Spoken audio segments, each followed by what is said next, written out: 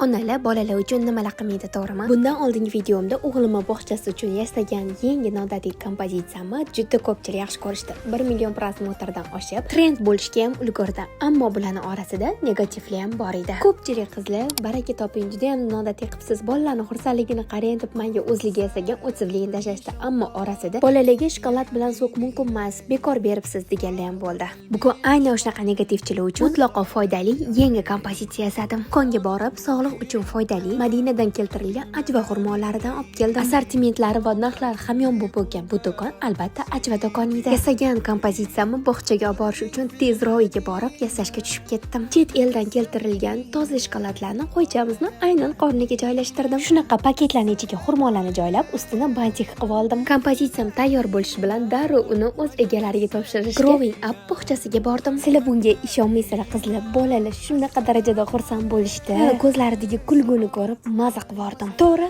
bugungi narsalarni shunchaki paketga solib berishim mumkin edi. Lekin bunaqa darajada xursand bo'lishmasdi. Bolajonlar bu kunni kamida bir hafta gapirishadi. Menimcha, savat ichiga nima qo'yish bu hammani o'zini budjetiga bog'liq. Eng muhimi, jajji farzandlarimizga unutilmas emotsiya berish.